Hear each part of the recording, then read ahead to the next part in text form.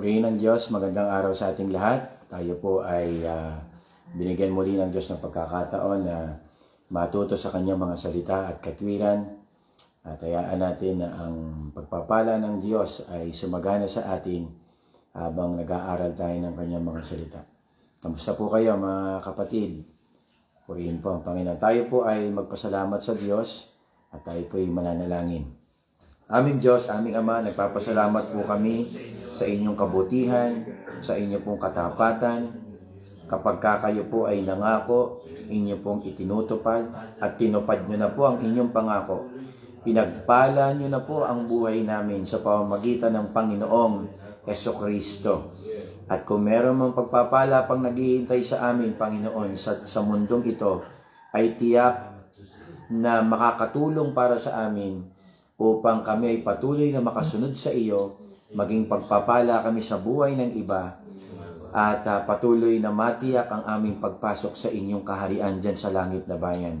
Salamat din po sa pagpapala ng pag-asa na ipinagkaloob niyo po sa amin. Namumuhay kami sa mundong ito na kahit anong bigat ng aming mga pagsubok na pinagdadaanan, punong-puno kami ng pag-asa sapagkat meron kaming buhay na walang hanggan na naghihintay sa amin dyan sa langit na bayan, kung saan makikita ka namin ng mukhaan. Iyon ang magbibigay ng tunay na kagalakan sa amin, yung masilayan namin ang inyong pong kaluwalhatian. Salamat po sa inyong biyaya, sa inyong pag-ibig, sa inyong kahabagan na ipinaranas po sa amin.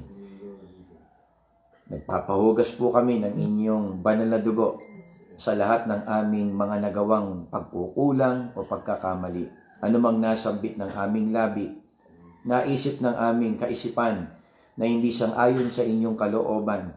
Nagpapakumbaba po kami at marapati niyo po kami sa aming paglapit sa inyo. Salamat po, pagpalain niyo po ang pagtitipong ito. Pagpalain niyo po ang aking mga kapatid sa iba't ibang lugar sa buong mundo. Katagpuin niyo po ang aming mga pangangailangan sa spiritual na bahagi ng aming buhay at tiyak na mapagpapala, Panginoon, ang lahat ng bahagi ng aming buhay. Salamat po, Diyos. Pagpalain niyo po ang bawat isa sa pag-aaral namin ng inyong mga salita sa ngalan ng Ama, ng Anak, ng Banal na Espiritu at ng Anak. Lahat po ibagsabi ng Amen. Purihin po ang Diyos. Tayo po ay magpatuloy sa ating pag-aaral sa aklat po ng Roma, Kapitulo 5 na po tayo. 5. Katatapos lamang po natin ng chapter 4 nung nakaraang linggo. At ngayon po ay nasa chapter 5 po tayo ng Romans. Purihin po ang Diyos. Napakaraming pagpapala nating tinanggap na spiritual. At itong mga pagpapalang spiritual na ito, mga kapatid, nagdadala sa atin sa kagalakan na kahit ano ang pagsubok na pagdaanan natin sa buhay na ito, may dahilan tayo para magpatuloy. May dahilan tayo para mas lalo pang maglingkod sa Panginoon. Yung mga pagpapalang espiritual na ibinigay sa atin ng Diyos, yung mga taong magrereklamo, yun na lang yung mga taong hindi nakakaunawa ng kung ano yung kanilang tinanggap. Pero kung naunawaan lang natin o mauunawaan natin yung mga pagpapalang espiritual na ating tinanggap galing sa Diyos, walang pagsubok na magdadala sa atin sa pagrereklamo. O kung minsan, nagkakaroon talaga tayo ng tanong pero hindi tayo nilalamon ng mga katanungan ng ating isipan na galing sa kaaway. Bagkus napapalitan ito kagad ng kagalakan at ng kasagutang nanggagaling po sa Panginoon. Tuloy po natin yung pag-aaral natin sa mga pagpapalang tinanggap natin nung makilala natin o nung tayo ay magtiwala sa Panginoong Hesukristo. Chapter 5 verse 1, kaya nga itinuturi na tayong matuwid dahil sa pananampalataya natin sa ating Panginoong Hesukristo. Meron na tayong magandang relasyon sa Diyos. Verse 2 po, sa pamamagitan ni Jesus at dahil sa ating pananampalataya, tinatamasa natin ngayon ang biyaya ng Diyos at nagagalak tayo dahil sa pag-asa na makakabahagi tayo sa kadakilaan ng Diyos. Ituloy po natin sa verse 3. At hindi lamang gayon, kundi nagagalak tayo sa ating mga kapigatian na nalalaman natin ang kapigatian ay gumagawa ng katyagaan. Bago po sinabi itong mga talatang ito sa chapter 5 verse 1 to 3, meron munang sinabi sa huling talata sa chapter 4 ng Romans chapter 4 verse 25. Ano po yung sinabi doon? Pinatay si Jesus dahil sa ating mga kasalanan at muling binuhay para tayo ay maituring matuwid. Ang chapter 4, pinag-aralan natin nung nakaraan na tayo ay inaring matuwid ng Panginoon sa pamamagitan ng pananampalataya. Napatunayan na tayong makasalanan. Sa hukuman ng Diyos, we are all guilty of sin. Romans 3:23, for all have sinned. Pastor, mabuti akong tao and fall short to the glory of God. Lahat ay nagkasala at kung may nagawa man tayong mabuti, hindi nakaabot sa kaluwalhatian ng Diyos. Kaya ang bawat isa sa atin ay napatunayan sa isang matuwid na hukuman at sa harap ng isang matuwid na hukom na tayong lahat ay nagkasala sa ating mga gawa, sa laman ng ating mga isipan, lihim man ito o hayag. Kaya karapat-dapat tayo sa parusa ng Diyos. Pero ganun pa man, purihin ang Panginoon. Binigyan tayo ng Diyos ng pagkakataon na sa pamamagitan ng pagtitiwala sa ginawa ng Panginoong Jesucristo sa krus ng Kalbaryo, hindi na tayo mapaparusahan sa ating mga kasalanan. Hindi na tayo ibinibilang na makasalanan. Tayo po ay inaari ng matuwid. Hindi sa magagawa ng kautusan, hindi sa magagawa ng kayamanan ng sanlibutan, at hindi sa magagawa ng sinuman, kundi sa kung ano yung magagawa ng Panginoong Hesukristo. Kaya tayo ngayon ay matuwid na. Kapatid, sabi mo sa sarili mo, matuwid na ako sa harapan ng Panginoon. At kapag ikaw ay matuwid na, sabi ng chapter 4, may karapatan ka sa pangako ng Diyos. Ang may karapatan lang sa pangako ng Diyos ay yung mga taong matuwid. Hindi matuwid dahil sila ay nagpakabuti sa ugali, dahil sa pananampalataya at nag-epekto ito ng kabutihan sa atin. Kaya po, may bahagi na tayo sa pagpasok sa pangako ng Diyos sa langit na bayan dahil tayo po'y matuwid na. Kaya kapag tayo tinanong, pagka tayo namatay saan tayo pupunta, ang sagot natin, sa langit. Tiyak na sa langit ang aking punta. Makakasama ko ang Panginoon magpakailan-kailan pa man. Meron akong mga alam, mga relihiyosong tao, kumpleto ng santo sa bahay, mga ribulto. Pero pag tinanong mo, saan sila pupunta pag namatay, ang isasagot, hindi namin alam. Isipin mo yan, napakarami mong santo, napakarami mong pinaniniwala ang dapat sambahin, pero wala kang katiyakan ng kaligtasan. Maniwala ka kay Jesus, sumampalataya ka sa Panginoong Jesus, at tiyak na ikaw ay matuwid na at may bahagi sa pangako ng Panginoon. Ngayong tayo'y inaari ng matuwid sa harapan ng Diyos, may pakinabang po ito sa atin. Sang-ayon sa ating binasa, meron tayong 4 na pakinabang kapag tayo'y inaring matuwid na. Una, meron na tayong kapayapaan sa Diyos. Pangalawa, meron na tayong pagpasok sa pamamagitan ng pananampalataya sa Kanyang biyaya. Ang pangatlo po, may kagalakan tayo sapagkat tayo magsisitanggap ng pag-asa o ng buhay na walang hanggan. Pang-apat, may kagalakan tayo sa gitna ng mga pagsubok sapagkat alam natin ang layunin ng mga pagsubok na dumarating sa ating buhay. Puntaan muna natin yung kapayapaan sa Diyos. Ang ibinunga sa atin ng ating ng pag-aaring matuwid sa atin ay nagkaroon tayo ng kapayapaan sa Diyos. Pag sinabing kapayapaan, galing po ito sa Griegong salita na eirene, nang ibig sabihin a state of national tranquility. Nang ibig sabihin po nun, exemption from the rage and havoc of war. Ibig sabihin, wala na tayo sa gitna ng pakikipagdigma o pakikipag-away. Kanino? Sa Diyos. Meron na tayong pakikipagbati sa Diyos. Alam nyo ba na ang kalalagayan natin sa buhay na ito, kahit na ikaw ay doktor, engineer, ano man ang katatayuan mo sa inyong kumpanya, ano man ang dami ng iyong pera, lumalakad ka sa ilalim ng galit ng Diyos. Tayong lahat ay nagkasala. Itinuturing tayong mga kaaway ng Diyos. Ako at ikaw ay kaaway ng Diyos. Alam niyo, iniisip ko nga, ang hirap kumain kapag ka may kaaway ka. Lalo na kapag ka ang kaaway mo ay merong kakayanan o nasa mataas na katungkulan. Sige, kahit hatagan kayo ng napakaraming masasarap na pagkain, pagkaaway nyo yung Pangulo ng Pilipinas, at hinahanap kayo at gusto niya kayong patayin, ewan ko kung makain nyo yung sarap ng mga pagkain na nasa harap ninyo. Mawawalan kayo ng gana dun sa mga bagay na meron kayo sa paligid nyo dahil dun sa banta na meron kayo galing sa mataas na tao. At alam niyo ba, tayong lahat ay mga kaaway ng Diyos at hindi nalalaman ng tao na ganito ang ating kalalagayan sa kanyang harapan. Psalms 90 verse 9, sapagkat lahat naming kaarawan ay dumadaan sa iyong puot. Isipin niyo po yon, araw-araw yung buhay natin, hiwalay sa pananampalataya, hindi natin namamalayan dumadaan tayo sa galit ng Diyos. Nagpaparty kayo, nagnonoche buena kayo, kumakain kayo ng masarap bago paglipas ng bagong taon, bago papunta sa bagong taon. Nagse-celebrate ka ng birthday mo, nagtatrabaho ka, marami kang kaibigan, marami ang natutuwa sa iyo, sa Facebook, marami kang friends, maraming nagre-react sa mga pinopost mo. At ang sarap ng pakiramdam mo dahil meron ka ng lahat. Pero sa kabilang banda, hinihintay lang ng Diyos ang pagkakataon na parusahan ka sapagkat kaaway ka niya.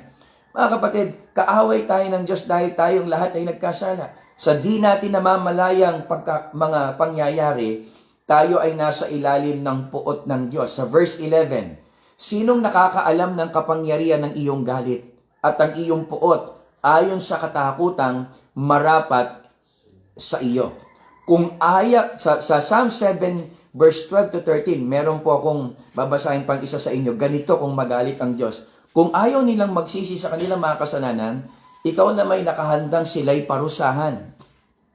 At sabi ganun, katulad niya ay isang sundalong nakahanda na ang mga nakamamatay na sundata, nahasa na niya ang kanyang espada at nakaumang na ang palasong nagbabaga. Isipin niyo po, ang Diyos daw po ay nasa kalalagayan ngayon na nahasa niya na yung kanyang espada. At yung kanya pong palaso o yung pana niya ay nakaumang na upang tayo ay pakisabihan po. Nakaumang na yung kanyang palaso para panain yung kanyang mga kaaway. Mga kapatid, pasilyo po ito. Minsan nasabi ko na ito eh. Pero may mga tao akong nakilala na marunong silang mag-bow and arrow, magpalaso. Once na naiunat na nila yung string nung palaso, mga kapatid, matigas po yun, yung tali nun, yung pana. Pag naiunat na po yung tali nun, matigas po yun. At hindi magtatagal, bibitawan na yon nung may hawak ng pana. At alam nyo, pagka masyado nang matagal yung hawak nung magpapalaso doon sa pana, ay mangangawit yung kanyang kamay, manginginig na po yon. At sa di namamalayang paraan ay mabibitawan niya yung kanyang palaso. Mga kapatid, ganun ang kalalagayan natin sa harap ng Diyos. Nasa harap tayo ng isang Diyos na nakahanda na ang kanyang espada at palaso para sa kanyang mga kaaway. Pero mapalad ang sino mang sumampalataya sa Diyos sapagkat tayo hindi na mga kaaway ng Panginoon. Inari na tayong mga matuwid. Kaya po tayo ngayon sa harapan ng Panginoon ay meron ng kapayapaan. Wala na tayo sa gitna ng pakikipagdigma sa Kanya. Tayo ay meron ng pakikipagbati sa Kanya sa pamamagitan ng Panginoong Jesus. Kaya purihin ang Diyos sa bagay po na yon. Naalala ko lang yung sinabi po ni Jesus sa Luke 9:25, ano ang mapapala ng isang tao kung mapasa kanya ang buong mundo? Isipin niyo yun, to be exaggerated. Kahit ikaw ang pinakamayamang tao sa buong mundo, hindi mapapasa yung isang bansa eh. Wala akong tao na alam na siyang nagmamay-ari ng isang bansa, kahit napakayaman niya. Pero sabi ni Jesus, sige, sa'yo na ang lahat sa buong mundong ito. Pero kung mapapahamak naman ang iyong buhay sa impyerno, ano ang pakinabang ng mga bagay na ito? Isipin niyo po kung mapasayo man ang buong kayamanan ng sanlibutan, pero ikaw naman ay kaaway ng Diyos. Anong mapapakinabangan natin sa mga bagay na meron tayo? Kaya mga kapatid, purihin ang Panginoon. Kahit sa gitna ng COVID-19 o lumalala pang kaso ng mga virus na ito, mga kapatid, may dahilan tayo para magpatuloy sa paglilingkod. May dahilan tayo para magalak. Di bali nang may COVID-19, basta't bati ko ang Diyos. Anuin ko yung buhay na walang virus, puno ng kaginhawaan, kaaway mo naman ang Diyos. Dito, pinatutunayan lang ng Panginoon, Pastor, pwede bang sabay? Walang virus, tapos bati na rin tayo sa Diyos. Alam nyo kasi, pinapatunayan lang ng Diyos sa harapan ni Satanas na yung pagpapalang tinanggap natin ay sobra-sobra na may dahilan tayo para magpatuloy sa gitna ng mga pagsubok. Kaya pinahihintulutan ng Diyos yung mga paghihirap na ito. Mamaya pag-uusapan natin yan sa uling bahagi. Ang sumunod po, mga kapatid, ano yung isang pagpapala na tinanggap natin sa Diyos nung tayo ay inari ng matuwid? Tayo po ay may pagpasok na sa pamamagitan ng pananampalataya sa kanyang biyaya. Pagpasok, access. Alam nyo, ginagamit lang itong term na ito sa Greek mythology kapag mayroong isang pangkaraniwang tao na pupunta sa presensya ng emperador ng isang kaharian o ng hari ng isang kaharian. Dahil nung unang panahon, hindi ganun kadaling lumapit ang isang pangkaraniwang tao o kahit may posisyon ka pa o kahit nga yung asawa ng hari nung unang panahon. Alam niyo ba, pag asawa ka ng hari nung unang panahon sa Greek mythology, hindi ka basta-basta makakalapit sa hari kung ikaw ay isang pangkaraniwang tao lang. Lalo na kapag ikaw ay asawa, kailangan mo pa rin magpaalam doon sa mga katabi ng hari bago makapasok yung kanyang asawa. At alam niyo mga kapatid, pagka pumasok ka sa lugar, sa pwesto, sa vicinity ng hari na hindi ka nagpapaalam, maaari kang patayin, maaari kang parusahan. Pero dahil sa tayo ay inari ng matuwid, praise God, mga kaaway tayo ng Diyos, pero pwede na tayong laging pumasok sa presensya ng Diyos sa pamamagitan ng Panginoong Jesucristo.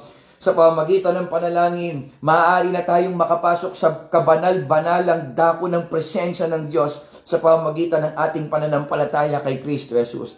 Kung alam lang natin yung pattern ng tabernacle sa Lumang Tipan, sa mga susunod ay tatalakayin natin yan, hindi basta-basta nakakapasok ang tao sa kabanal-banalang dako. Pag pumasok ka doon na hindi ka karapat-dapat, mamamatay ka. Kahit na yung mga saserdote na pwedeng pumasok doon, pag natagpuan silang marumi at hindi na naririnig yung kalembang sa kanilang bewang, ibig sabihin namatay na yung saserdote doon sa loob, yung pare doon sa loob. Kaya purihin ng Panginoon, we have the access because of faith. Hallelujah, through faith, because of the grace of God sa Kanya pong presensya. Hebrews chapter 10 verse 19 to 20. Kaya mga kapatid, malaya na tayong makakapasok sa pinakabanal na lugar dahil sa dugo ni Jesus. Sa pamamagitan ng pag-ahandog ng kanyang katawan, binuksan niya para sa atin ang bagong daan patungo sa pinakabanal na lugar na nasa kabilang tabing. At ang daang ito ang nagdala sa atin sa buhay na walang hanggan. We have the access. Meron na tayong pakikipagkasundo sa Diyos. Ang sarap mabuhay na hindi ka nakaaway ng Diyos. Alam niyo, di ba napakasarap mabuhay na wala kang kaaway? Meron pa nga mga tao, pagka mawalan lang sila ng kaaway, gagastos sila ng malaki. Mga kapatid, salamat sa Diyos. Siya ang gumawa ng paraan para wag tayong tuloy-tuloy na lumagay sa kalalagayan ng pagiging kaaway ng Diyos. Ang sarap lumakad ngayong buong maghapon na alam mong kabati ka ng Diyos. Sige, sino sa inyo yung mga nagdinegosyo? Sino sa inyo yung mga papasok mamaya sa trabaho? Magpasalamat nga kayo habang bumabiyahe. At sabihin nyo, Panginoon, salamat. Habang nasa loob kayo ng sasakyan, o nagmamaneho kayo, nagtatrabaho, Panginoon, salamat po. Hindi nyo ako kaaway. Ako po ay nagkaroon ng kapayapaan sa inyo dahil sa aking pananampalataya. Bati ko yung pinakamakapangyarihan sa lahat. Isipin nyo, meron tayong pakikipagkasundo sa Diyos na lumikha ng langit at lupa. At meron tayong malayang pagpasok sa kanyang presensya sa kabanal-banalang dako dahil sa pananampalataya. Ang isa pang pakinabang na ating pong natanggap dahil sa tayo inari ng matuwid, nagagalak tayo, meron tayong kagalakan dahil sa pag-asa na nakakabahagi tayo sa kadakilaan po ng Diyos. Ito po ang nangyari sa atin. Tayo po'y makasalanan. Dahil sa biyaya ng Diyos, meron na tayong pagpasok sa kanyang kapatawaran. Meron na tayong mapangahawakan na tayo ay pwede nang patawarin ng Diyos kahit na tayo napatunayan ng makasalanan. Hindi maaaring ariin ng Diyos na matuwid ang isang makasalanan eh. Pero alam niyo ba, sa pamamagitan ng biyaya ng Diyos, tayong mga napatunayang mga makasalanan, ngayon ay pinatawad sa ating mga kasalanan. At ano po ang sunod na nangyari? Pagkatapos na tayo napatawad sa ating mga kasalanan, ibinukod tayo ng Diyos, sanctified. Ibinilang niya tayo bilang mga banal, santo, saint.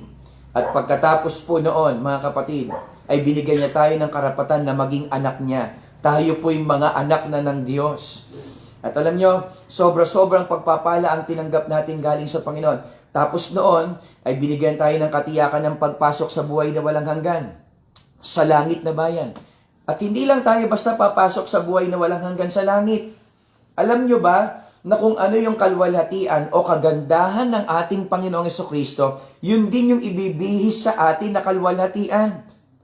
Kung ano yung meron siyang karangalan at kalwalhatian, that same glory and honor ang siyang ilalagay din sa atin ng mga anak ng Diyos. Hindi lang basta papasok sa kaharian ng Diyos, magmamana ng kalwalhatian na kagaya ng sa anak.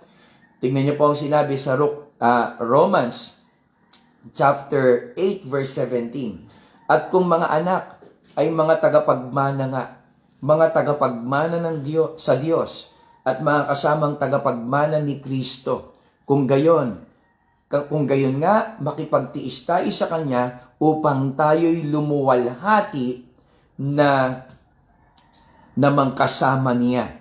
Sa 1 John chapter 3 verse 2, sabi pong ganon, mga minamahal, ngayon ay mga anak tayo ng Diyos at hindi na nahahayag kung anong magiging ano tayo. Nalalaman natin na kung siya'y mahayag, tayo'y magiging katulad niya. Sapagkat siya'y ating makikitang gaya ng kanyang sarili. Yun ang pangako ng Diyos. Tayo'y magiging katulad niya. Pagka nakita na natin siya ng mukhaan, makikita natin that same glory na nasa kanya ay ibabahagi din naman sa atin. Wow, purihin ang Panginoon. Kaya punong-puno tayo ng kagalakan. 2 Timothy chapter 2 verse 11 to 12. Tapat ang pasabi, sapagkat kung tayo nangamatay na kalakip niya, ay mabubuhay naman tayong kasama niya. Kung tayo'y magtitiis, pansinin niyo po ito, kung tayo'y magtitiis, ay maghahari naman tayong kasama niya. Sa langit, hindi tayo paghaharian ng Diyos. Kasama tayong maghahari ng Diyos. Purihin ang Panginoon. Hallelujah. Kung ating ikakaila siya, ay ikakaila naman niya tayo. Kaya salamat sa Diyos, meron na tayo ngayong lubos-lubos na kagalakan. Hindi nang gagaling yung kagalakan natin dahil meron tayong bagong laptop. O kaya naman ay kumikita tayo ng malaki. O kaya naman dahil maganda yung ating kalusugan. Yung kagalakan natin ay nanggagaling dahil sa kung ano yung spiritual na pagpapala na tinanggap natin galing sa Panginoon. Ito po yan mga kapatid. Pag ang kagalakan nyo ay nanggagaling lang sa mga kapakinabangang panlupa, maaari yang talunin ang pagsubok. Kaya marami sa atin madaling mapanghinaan. Madali tayong sumuko sa pananampalataya. Kasi ang pinangahawakan ng ating kagalakan ay yung mga bagay sa mundong ito. Isipin niyo po sa Singapore, grabe yung paglaki ng bilang ng mga nagpapakamatay. Pero pinagmamalaki nila yung bansang yan. Maunlad na bansa. Galing po kami yan. Napakaunlad na bansa. Ang tao, sagana, pagdating sa maraming bagay, dinadayo ng iba't ibang mga bansa dahil sa kayamanan na meron sila o sa kagandahan ng bansa na meron sa kanila. Pero nagpapakamatay. Maraming depressed sa kanila. Alam niyo ba sa Pilipinas, tumaas ang bilang ng depression, matinding kalungkutan nung pumasok yung lockdown. Sabi ng isang hotline dito sa Pilipinas na tumatanggap ng mga tawag ng nakakaranas ng depression, noong wala pa daw lockdown ay nasa 30 pataas ang tumatawag sa kanila araw-araw. Pero nung pumasok yung lockdown, umaabot po ng 400 ang tumatawag sa kanila na dumadanas ng depression, matinding kalungkutan at kawalan ng pag-asa. At karaniwan ay yung mga nasa antas ng magandang kalagayan sa buhay. Mga kapatid, hindi makakatulong yung sasakyan mo para lagi kang maging masaya. Hindi makakatulong yung maganda mong damit para lagi kang may kagalakan. Ang makakatulong sa atin para magtuloy-tuloy yung kagalakan, ma-appreciate mo, hallelujah, yung spiritual na pagpapalang tinanggap mo dahil sa pananampalataya kay Kristo Jesus. Kaya magpakalago tayo sa biyaya ng Diyos. Grow in the grace of God, mga kapatid. Not grow in material things o sa mga bagay ng mundong ito. Grow in the grace of God. Sa mga huling araw na ito, marami pang mahihirap na sitwasyon ang darating. Grow! Lumago tayo sa biyaya ng Panginoon. Palaguin nyo ang inyong kaunawaan tungkol sa mga spiritual na pagpapalang ating tinanggap. Mga pastor, ituro natin yung spiritual na pagpapala. Huwag yung mga material na bagay. Meron akong narinig nung nakaraan.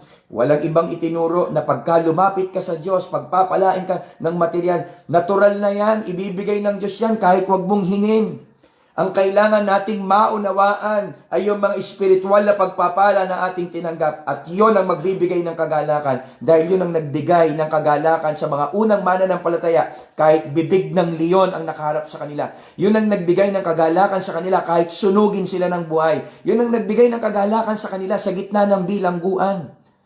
Yung mga espiritual na pagpapalang kanilang tinanggap galing sa Panginoon.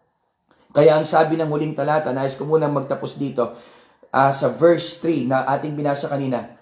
Sabi ganoon, at hindi lamang gayon. Ito na yung pang-apat na pakinabang ng pag-aaring ganap sa atin. Nagagalak tayo kahit dumaranas tayo ng mga pagsubok at paghihirap. Bakit? Kasi alam natin yung layunin ng lahat ng mga hirap na ito. Alam niyo, ang nagbibigay sa atin ng kalungkutan sa mga hirap, yung hindi natin alam kung bakit tayo naghihirap. Alam niyo, pagka ikaw ay nagkasakit, mahirap magkasakit. Pero ang isa pang nagpapahirap sa isipan ng tao, bakit ako nagkasakit? Bakit ako pa? Ang dami namang tao dyan. No? Minsan nga, naiisip pa ng iba, ang dami na ba dyan pabaya sa katawan nila? Bakit hindi sila magkasakit? Bakit ako, inaalagaan ko naman yung katawan ko? Ako pa ang nagkasakit. Yun ang lalong nagpapahirap sa atin yung mga tanong. Pero pag mananampalataya ka na ni Kristo, pag may pagsubok, hindi tanong sa iyo yan eh. May sagot ka. At meron ka pa rin kagalakan para salubungin yung mga pagsubok. Hindi lamang gayon. Kung di naman nagagalak tayo sa ating kapigatian, nalalaman ang kapigatian ay gumagawa ng katyagaan. At ang katyagaan ay pagpapatunay ang pag-asa. Pag dumating yung pagsubok, ang sabi ni Apostol Pablo dito sa mga talatang nabasa natin, pag dumating sa atin yung pagsubok, hindi ito magiging tanong. Bagkus nagagalak tayo sa kapigatian. Bakit ka nagagalak? Ibig sabihin ba nito, may pagsubok na dumating, tumatawa ka lang? No. Kasi meron pong kaunawaan na alam mo na yung pagsubok na parating na ito, na iyong dinadanas, ay gagawa sa iyo ng katyagaan. Alam niyo, pag naghihirap tayo at nagtitiis, natututo tayong magtiyaga. Natututo tayong magpigil. Natututo tayong magtiis. At kapag natuto tayong magtiis, mga kapatid, magiging mapagbantay tayo sa mga tuksong dumarating sa buhay po natin. Nagiging mapagbantay tayo dun sa mga atake ng kaaway kasi, mga kapatid, naging matiisin ka. Nababantayan mo yung bawat pagkilos mo. Kaya pag dumarating yung mga tukso, alam mo rin kung ano yung dapat at alam mo rin kung ano yung hindi nararapat. Pansinin niyo po, mga kapatid, pag pinaginhawa ang buhay ng tao, hindi niya na namamalaya na siya'y nagkakasala o lumalayo sa Diyos. Bakit? Dahil nabubulag ng karangyaan. Nasanay siya na ang buhay ay tuloy-tuloy lang. Hindi niya nababantayan yung kanyang sarili. Pero pagka may pagtitiis, sinasanay tayo ng Diyos para maging mapagbantay at maingat sa lahat ng bagay. Kaya nalalaman natin ay mga pagsubok, gumagawa sa atin ng katyagaan, at yung katyagaan na ito ay nagbubunga sa atin ng pagpapatunay. At pagka mayroong pagpapatunay, mga kapatid, meron dahilan ng Diyos para manahin mo ang buhay na walang hanggan. Alam niyo, pag dumarating yung mga pagsubok, lalo na itong COVID-19 na ito, pinahintulutan ito ng Diyos sa mga huling panahon. Mga kapatid, pakinggan niyo po ito. Para gumawa ang Diyos ng patunay. Satan is the accuser of the brethren. Wala siyang ginawa kundi maliin tayo sa harapan ng Diyos kagaya ni Job. Na kaya lang naman sumasamba yan kasi ganyan eh. Na kaya lang naman yan naglilingkod sa iyo dahil ganyan ang buhay, maunlad ang buhay niyan eh. Pinahintulutan ng Diyos yung mga pagsubok na ito para patunayan sa harapan ni Satanas na handa tayong magpatuloy sa pananampalataya kahit na merong mga pagsubok. Mas lalo tayong handang magpuri, lalo tayong lumago sa pananampalataya at lalo pang yakapin ang kalooban ng Panginoon sa gitna ng mga pagsubok. At alam niyo, mananahimik si Satanas. At sa kahuli-hulihan, ang masasabi na lang niya, wala akong masabi dyan sa tao na yan. Pinayagan siya ng Diyos niya na magkaroon ng maraming pagsubok. Pero lalo pang nagalak, lalo pang naglingkod. At saan ang gagaling yung kagalakan natin? Sa kaunawaan. Kapatid, mag-ingat tayo doon sa kagalakang walang kaunawaan. Yung ngingiti ka lang basta dahil masaya ka. Ang kagalakang galing sa Diyos ay galing sa kaunawaan. Kaya without the Word of God, wala pong kaunawaan. Pag wala ang salita ng Diyos, walang kaunawaan at walang panggagalingan ng kagalakan. Walang kagalakan kung walang kaunawaan, walang kaunawaan kung walang salita ng Diyos.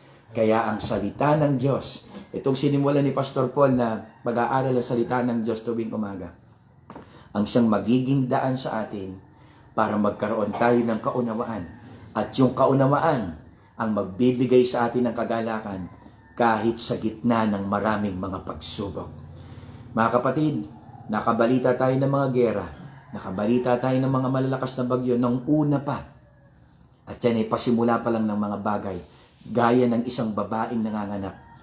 False labor pa lang yon, yung mga unang napapakinggan natin. Pero ngayon, sabay-sabay na nangyayari yung hirap sa buong mundo.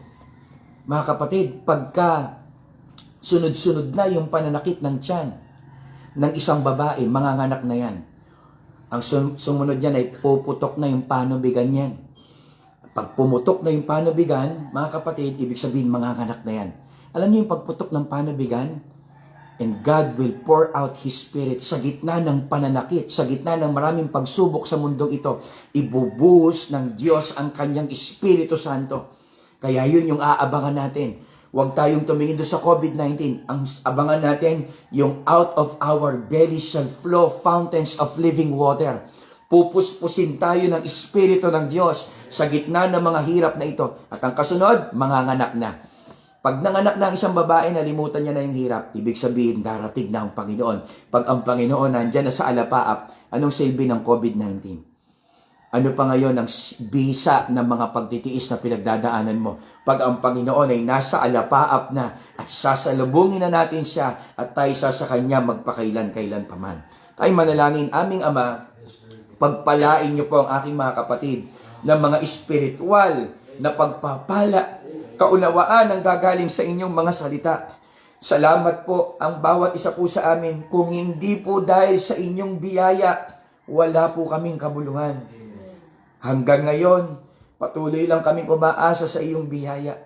Kung aasa kami sa aming lakas, sa aming karanasan, ang totoo, Panginoon, hindi talaga kami makapagpapatuloy. Mahina po kami. Pero dahil sa iyong biyaya na laging sumasagana sa araw-araw, dahil sa iyong habag na laging bago sa araw-araw, nakapagpapatuloy po kami. Pinagpapala ko po ang lahat ng aking kapatid na nanonood ngayon sa buong mundo. Pagpalain niyo po ang aming pong mga tagapanguna. Salamat po sa kaarawan ng aming tagapanguna, Pastor Joseph Masaredo. Salamat po sa kanyang buhay. Pinagpapala po namin siya. Sumagana ang karunungan, kaalaman at kaunawaan sa kanya. Pagpalain niyo po ang kanyang buong sambahayan. Ano man ang kanyang ninanasa sa kanyang puso, sangayon sa inyong kalooban ay amin pong sinasang-ayunan. Pagpalain niyo po ang buhay ng Pastor Joseph Masaredo sa kanya pong kaarawan sa araw na ito. Salamat po o Diyos. Purihin po ang inyong dakilang pangalan. Pagpalain niyo po ang bawat isa sa ngalan ng Panginoong Hesus. Balutan niyo po kami ng inyong banal na dugo. Ikorona niyo po sa amin ang inyong pabor at ang kalwalatian niyo po ay makita sa amin. Igawad niyo po ang inyong mga anghel upang magministeryo sa amin. Sa ngalan ng Panginoong Hesus, ang lahat po ay magsabi ng Amen. Salamat po. God bless po sa lahat. Pagpalain po kayo ng Diyos.